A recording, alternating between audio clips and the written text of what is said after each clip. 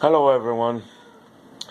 This is Steve Sylvester, and I wanted to share my story about how I ended up in hospital. I've been here now for about 10 months. So, last year, things seemed to be going okay, and I started having troubles with my walking. I wasn't sure why. I didn't know what the problem was. But as it turns out, I just ignored it. I didn't bother looking into it or whatever it was. It's kind of a curse for most men. We have a problem, we usually don't look into it. So, I didn't bother going to a doctor or nothing. So, as time went on, my walking got worse. It got to the point where when I was in the subway, I had to lean on the side wall in order to walk down the tunnel and stuff, because I couldn't walk anymore. That should have been a clue. Hello? What's wrong? What's going on? One day I wasn't feeling very well when I was at church. So, one of my friends brought me to the hospital.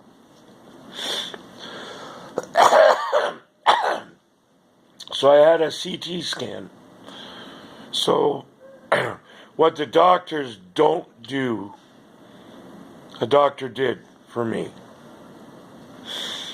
They took me into a room, the doctor did, and he sat me down and talked to me for a half hour. See, normally emergency doctors don't do that. So he sat down and he says, okay, well, we got the results from the CT scan. You didn't have a stroke. You're okay. You actually had 5. Whoa. That was kind of a kick in the head. The guy told me I had 5 strokes.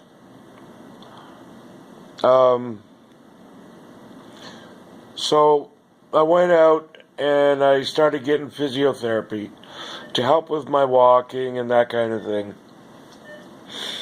And things were okay for a little while, and then I ended up in hospital again, but I wasn't sure why. It turns out I was having troubles with my kidneys. So I was in the hospital for 4 days.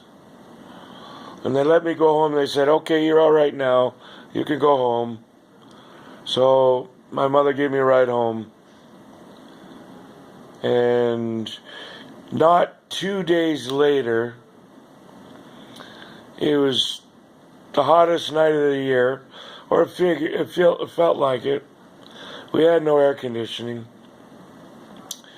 So I went across the road to the landlord, to their place, but I didn't make it back.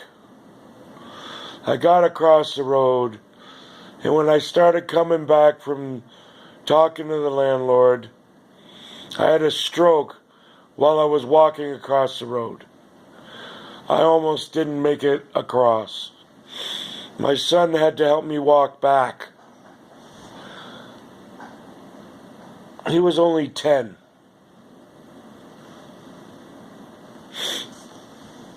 And he helped me walk back to the house. And I sat on the steps of the house.